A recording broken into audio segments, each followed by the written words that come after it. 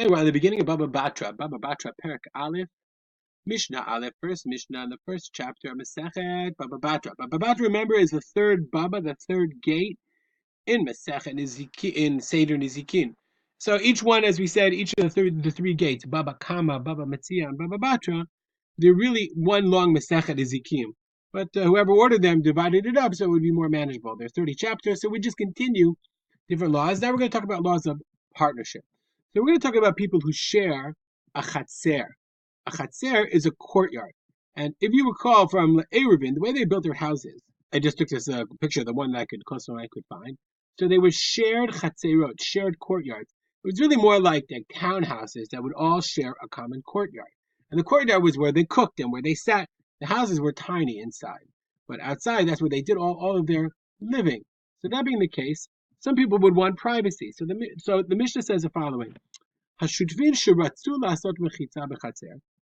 If the partners, meaning they shared the chatzer, they wanted to make a mechitza, a gate in the chatzer, and they build a kotel in the middle. Okay, why just shiratzu, that they wanted to?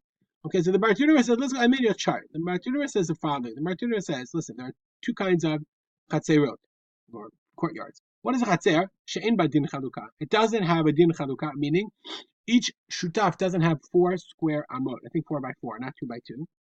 Okay, and therefore it doesn't have a din of chalukah. You can't force the other guy to split because it's very tiny. But if each side does have 4 square amot, then it's called the chatzer sheyesh ba din chalukah, and each one can force his friend in order to split it.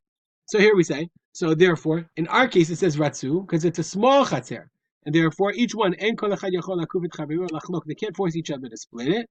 That's what the Batra says. This is a chatzer she'ein ba din chalukah mayu. We're talking about a chatzer that doesn't have a din chalukah. You can't force them, and therefore, if the partners should ratzu lasot mechitza bechatzer, they want to make a mechitza, then bonim et hakotel beemtza. Then they build the wall in the middle. So what did they build the wall out of? Makom shenagu livnot gavil.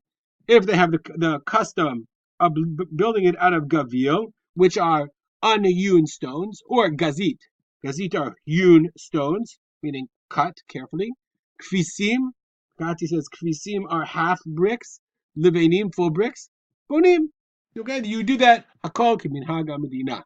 All is according to the customs. That mission is going to tell you how wide was each one. That comes to tell you, okay, that whatever the custom was, the public custom, that's what they built it with. Not only these materials. Big gavil. If you wanted to use the gavil, remember we said it was unhewn stone. If you ever go to Yerushalayim, like the stone is like sticks out in all kinds of shapes. Zenoten shlosha tvachim. V'zenoten shlosha tvachim. Each one has to give 3 tvachim. Why? Because the gavil is 6 tvachim because they stick out. Begazit, if it's cut, zenoten tfachim umechza, v'zenoten tfachim umechza. Each one has to give 2.5 tfachim because since it's isn't jagged and it's finely cut, therefore you only need 5 tfachim. That's why you only need 5 tfachim. Okay, tfachim. 1 second. Yeah, let's go down. Continue. Kfisin.